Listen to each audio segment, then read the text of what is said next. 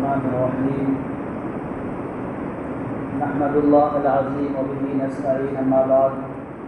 فأعوذ بالله من الشيطان الرجيم بسم الله الرحمن الرحيم لا يحب الله الجهر بالسوء من القول إلا من ظلم وكان الله سميعا عليما وقال النبي صلى الله عليه وسلم لا غيبة لفاسق ولا مجاهر صدق اللہ مولانا العظیم۔ جیسا کہ آپ حضرات کو معلوم ہے، گزشتہ جمعے کے اندر آپ حضرات کے سامنے غیبت کے متعلق کچھ باتیں بیان کی تھیں۔ آج اسی سے ملتا جلتا موضوع ہے، اور وہ ہے کہ کن کن موقعوں پر غیبت کرنا جائز ہے، اشارے کے ذریعے سے غیبت کرنا جائز ہے یا نہیں ہے، یہ میرا موضوع ہے۔ دعا کریں کہ اللہ رب العالمین صحیح معنی میں اچھی باتیں نکلنے کی توفیق عطا فرمائے، اور ہم تمام کو ان پر عمل پیرا ہونے کی توفیق عطا فرمائے۔ میرے بھائیوں، یہ بیان کر دیا تھا گزشتہ موضوع جمعے کے اندر کہ غیبت بولتے ہیں ایسے اپنے بھائی کا تذکرہ کرنا جس سے اس کو تکلیف ہو، اس کے چہرے پر نمایاں آثار ظاہر ہوں، چاہے وہ بات صحیح ہو لیکن غیبت بولتے ہیں اسے۔ اب شریعت مطہرہ نے انسان کی ہر اعتبار سے رعایت کی ہے، اور یہ بھی بتلا دیا ہے کہ انسان کے ساتھ ضرورتیں وابستہ ہیں، تو ساری چیزوں کا حاصل یہ ہے کہ اللہ رب العالمین نے انسان کی وجہ سے ساری چیزوں کو کھول کر بیان کر دیا ہے،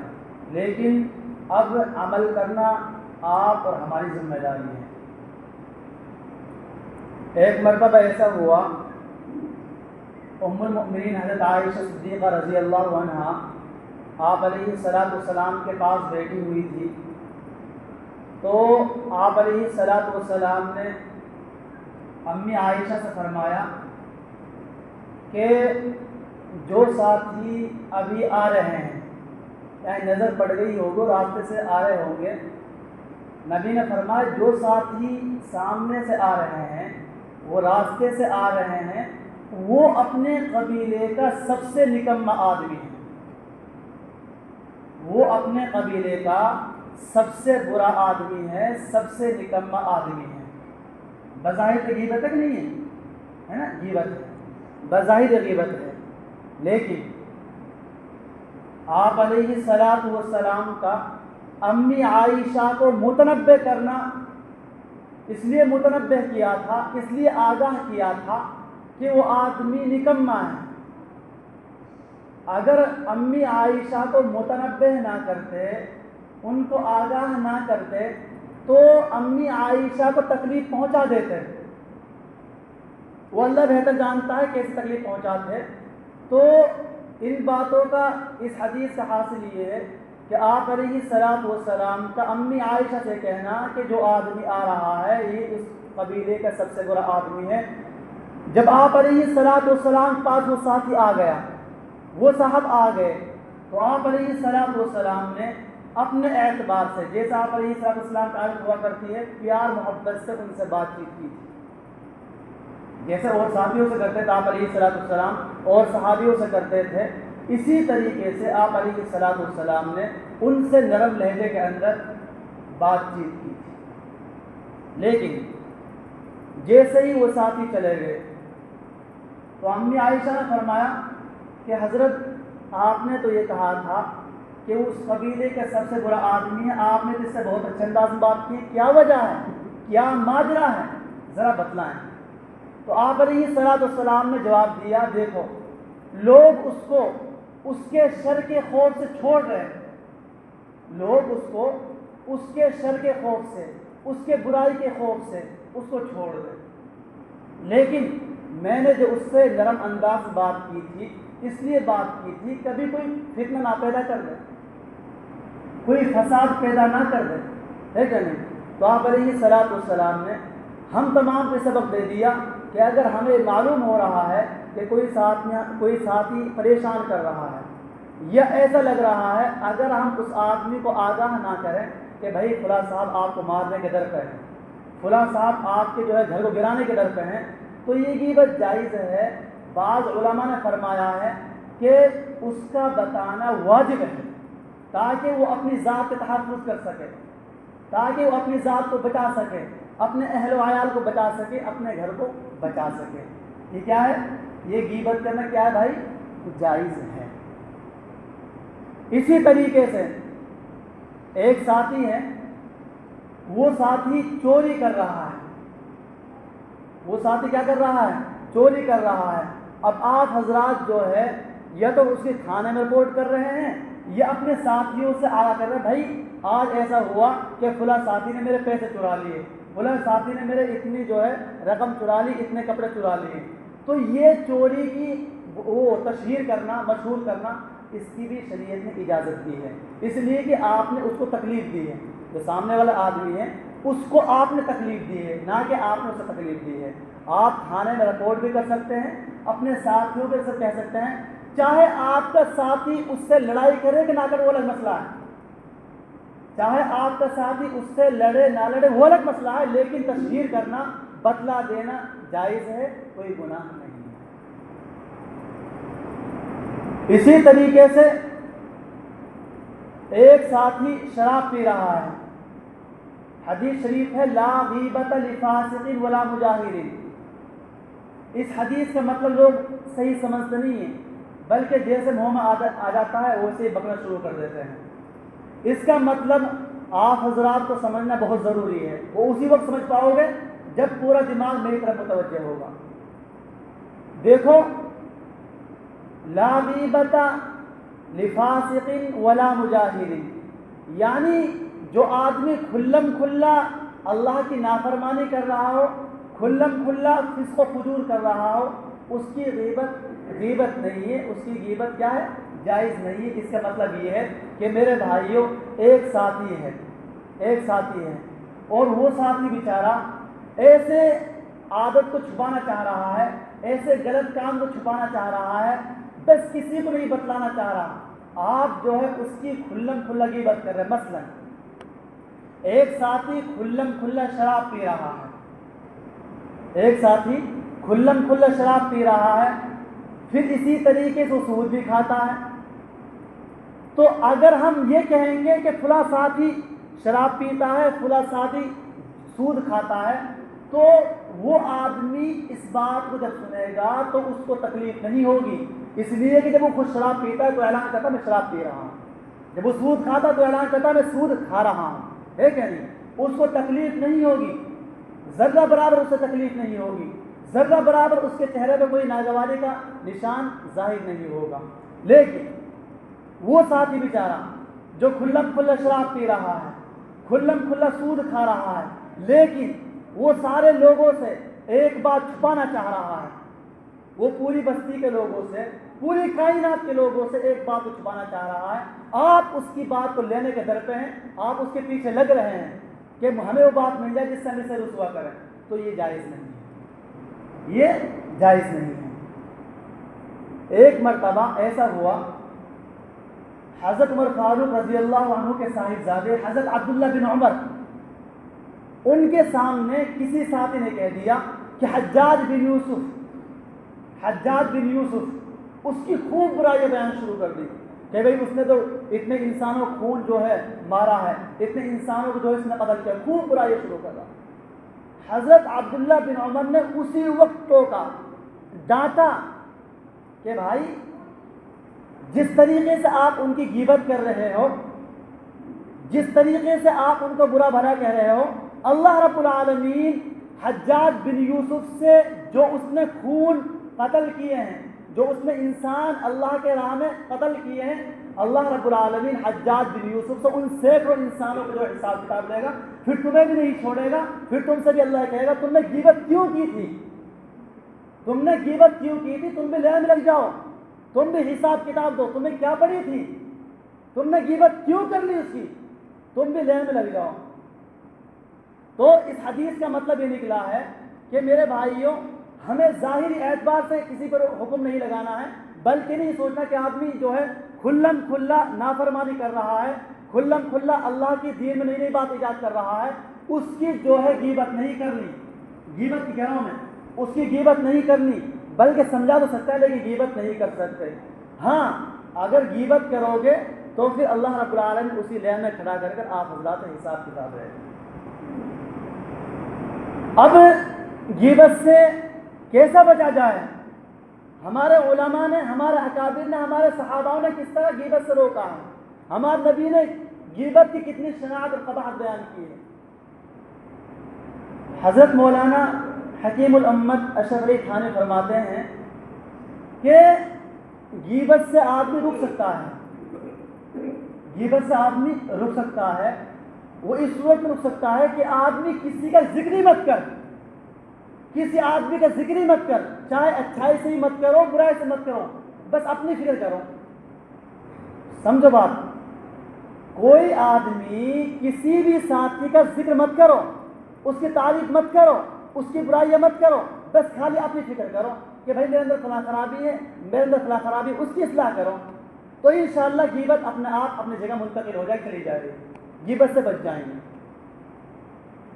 اسی طریقے سے حضرت حسن بصری فرماتے ہیں کہ جو آدمی، جس آدمی کو یہ اندیشہ ہو، یہ خدشہ ہو کہ میں غیبت کے اندر مبتلا ہو جاؤں گا، تو حضرت حسن بصری نے بھی یہ کہا ہے کہ اپنے عیبوں کا استحضار کرو، اپنے عیبوں کو اپنے دماغ میں لاؤ کہ بھائی میرے اندر فلاں خرابی ہے، میرے اندر فلاں کمی ہے، تو انشاءاللہ اس استحضار کی برکت سے اللہ رب العالمین اس غیبت سے ہم تمام کو دور کر دے۔ ایک مرتبہ امی عائشہ صدیقہ رضی اللہ عنہا آپ علیہ السلام کے پاس بیٹھی ہوئی تھی، تو سوکنوں میں آپس میں کشمکش ہوا کرتی ہے، سوکنوں میں یعنی جتنی ایک آدمی کی بیوی ہیں انہیں بولتے ہیں سوکن، ان سوکنوں میں آپس میں چڑچڑاپن کشمکش ہوا کرتی ہے۔ تو امی عائشہ نے فرمایا آپ علیہ السلام سے کہ یا نبی اللہ، کہ حضرت صفیہ تو پست قد ہے،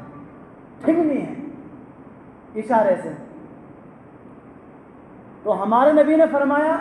کہ عائشہ آج تم نے بڑی سنگین بات کہی ہے، بہت نکمی بات کہی ہے کہ نہیں؟ نبی کی بیوی ہیں، لیکن نبی کیا کر رہے ہیں؟ نبی پیار کر رہے ہیں، ان سے ڈانٹ رہے ہیں، پیار نہیں کر رہے، ڈانٹ رہے ہیں، تم نے نکمی حرکت کی ہے، تم نے غلط حرکت کی ہے۔ اگر تمہارے اس بول کو، تمہاری اس بات کو سمندر کے پانی کے اندر ملا دیا جائے تو سمندر کا سارا پانی بدبودار زہر ہو جائے گا۔ میں کسی بھی حالت میں کسی کی بھی نقل کرنے کو تیار نہیں۔ آپ علیہ السلام فرما رہے ہیں کوئی آدمی دنیا کی پوری قیمت، پوری دنیا لا کر میرے قدموں میں ڈال دے، جب بھی میں کسی کی نقل اتارنے کو تیار نہیں۔ آج کل ایسا ہوتا ہے، فنون لطیفہ کے اندر بات داخل ہو گئی ہے، جو آدمی کسی کی نقل اتارتا ہے اس کو پیسوں سے نوازتے ہیں، اس کی تعریف و توصیف کرتے ہیں۔ میرے بھائیوں، جس کو اللہ رب العالمین نے ہر چیز سے نوازا تھا، جس کے بارے میں اللہ فرما رہا ہے کہ ساری چیز اس قدم ڈال دو، جب بھی تمہارے متوجہ نہیں ہوگا، وہ آدمی نقل اتارنے سے کتنی دور بھاگ رہا ہے؟ بہت زیادہ دور بھاگ رہا ہے۔ تو میرے بھائیوں، ہم کو بھی نقل اتارنے سے، کسی کی غیبت کرنے سے کتنی دور بھاگنا چاہیے؟ بہت دور بھاگنا چاہیے۔ اب دنیا ہے، دنیا کے اندر رہنا پڑتا ہے، بھائیوں کے پاس بھی جانا پڑتا ہے، بہنوں کے پاس بھی جانا پڑتا ہے، دوست و احباب، عزیز و اقارب سب کے پاس جانا پڑتا ہے، لیکن جب آپ مجلس میں بیٹھیں تو خالی آپ کے دماغ میں، آپ کا دل اس بات پر منتظر رہے، آپ کے دماغ میں بات رہے کہ اے اللہ میں غیبت نہیں کروں گا، اے اللہ میں کسی کی غیبت نہیں سنوں گا، اللہ اگر ایسی کوئی بات آ جائے، یا اللہ بچانے والی ذات تیری ہے، اے اللہ اس بستی سے، اس محفل سے، اس مجلس سے بچانے والی ذات میری ہے، تیری توفیق کے بغیر میرا بچنا اس محفل سے کیا ہے؟ مشکل ہے۔ اب جب جس کی غیبت کی گئی ہے اب اس سے معافی مانگی جائے گی۔ ہاں، جو آدمی معافی مانگ رہا ہے، اپنا چہرہ بنا رہا ہے، آپ کے قدموں میں پڑ گیا ہے، بھائی اللہ کے واسطے مجھے معاف کر دیجیے، میں نے آپ کی غیبت کر لی ہے، وہ اپنا چہرہ بنا رہا ہے، آپ سے کہہ رہا بھائی اللہ کے واسطے مجھے معاف کر دیجیے، تو حدیث شریف میں آتا ہے کہ جو آدمی اپنے مسلمان بھائی کو دیکھ کر معاف کر دے گا، اللہ رب العالمین اس کو اس دن معاف کرے گا جس دن اس کو معافی کی سب سے زیادہ ضرورت اور حاجت ہوگی۔ میرے بھائی، یہ دنیا ہے، آج ہم اس کی نقل اتاریں گے، چل چھوڑ، دوسرے دن آنا، تیسرے دن آنا۔ میرے بھائیو، اللہ کہہ رہا ہے تو نے میرے امتیوں کو معاف نہیں کیا تھا، تجھے بھی آج معاف نہیں کیا جائے گا۔ اس لیے اللہ کے واسطوں یہ نبی کی باتیں ہیں، یہ اللہ رب العالمین نے آپ علیہ السلام کے ذریعے ساری باتیں بتلا دی ہیں۔ آپ علیہ السلام اس ناپاک دنیا کے اندر سے اسی وقت تشریف لے گئے تھے جب آپ علیہ السلام نے ساری باتوں کو سارے لوگوں کے سامنے بیان کر دیا تھا، واضح کر دیا تھا۔ اسی وقت آپ علیہ السلام کو اللہ رب العالمین نے موت دی تھی، اپنے پاس بلا لیا تھا۔ وہ یہ نہیں کہہ سکتا کہ آپ علیہ السلام نے کوئی بات نہیں بتلائی۔ آپ علیہ السلام نے ہر موضوع پر، ہر اعتبار سے بھائیوں کے ساتھ کس طرح رہنا ہے، غیبت سے کس طرح بچنا ہے، ہر اعتبار سے بیان کر کے جب ہی آپ علیہ السلام اس ناپاک دنیا کے اندر سے تشریف لے گئے ہیں۔ حضرت اقدس حکیم الامت مولانا اشرف علی تھانوی فرماتے ہیں کہ میرے پاس لوگ آتے ہیں اور یہ کہتے ہیں کہ حضرت ہم آپ کی بہت زیادہ غیبت کرتے ہیں، ہم آپ کو بہت زیادہ برا کہتے ہیں۔ تو حضرت نے فرمایا بھائی بس خالی یہ بتلا دو، ہو سکتا ہے کہ میرے اندر وہ عیب موجود ہو، اور جب آپ بتلاؤ گے تو اس کی وجہ سے میں اپنی ذات کی اصلاح کر لوں۔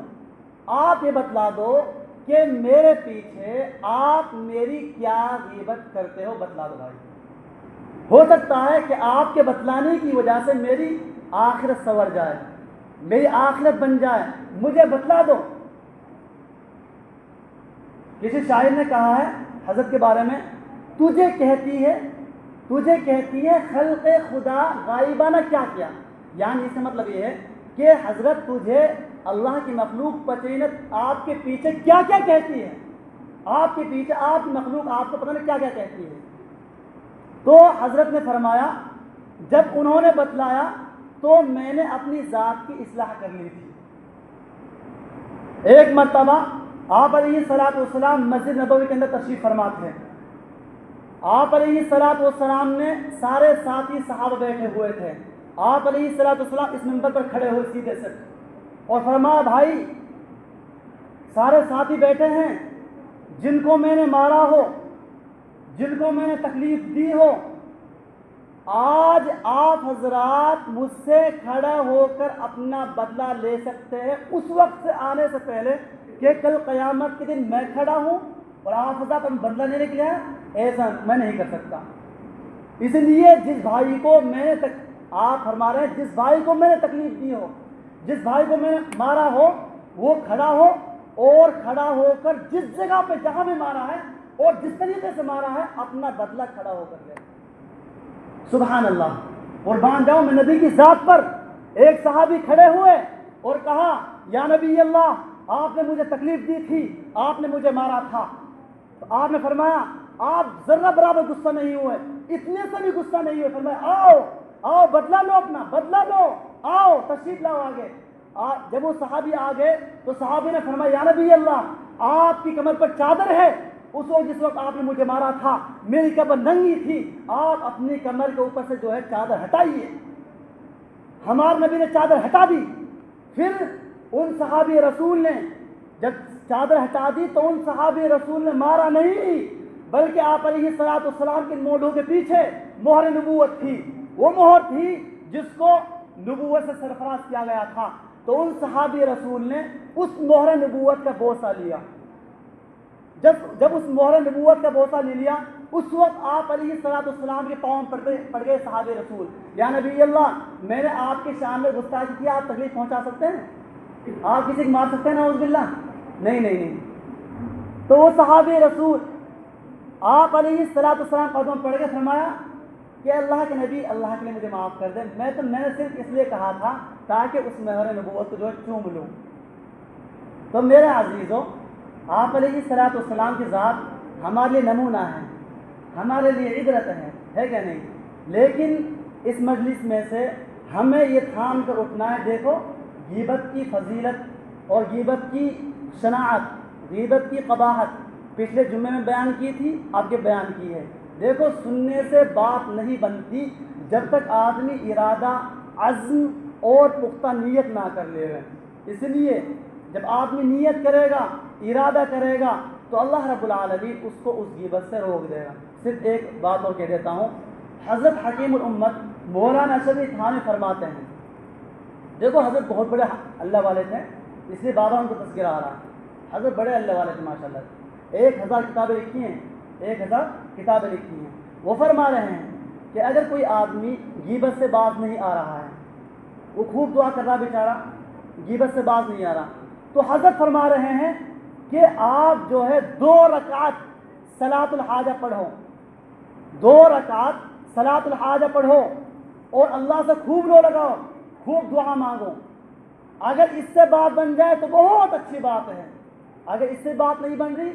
تو جب بھی آپ کسی کی غیبت کر لیں، اپنے اوپر جرمانہ عائد کر لیں، مقرر کر لیں کہ بھائی جب بھی میں کسی کی غیبت کروں گا تو اللہ کے راستے میں 1000 روپے نکالوں گا۔ بظاہر تو نکالنا دشوار ہے، لیکن میرے بھائیوں غیبت کا بہت سنگین گناہ ہے، غیبت کا بڑا سنگین گناہ ہے۔ پچھلے جمعہ بہت شدید طریقے سے بیان کیا تھا،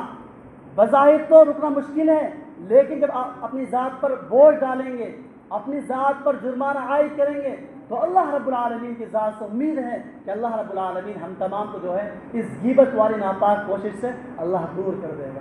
اللہ رب العالمین سے دعا ہے کہ اللہ رب العالمین مجھے بھی اور آپ کو غیبت کی قباحت سے بچنے کی توفیق عطا فرمائے اور لا یعنی باتوں سے زندگی کو صاف کرنے کی توفیق عطا فرمائے۔ جن بھائیوں نے سنت نہ پڑھی سنت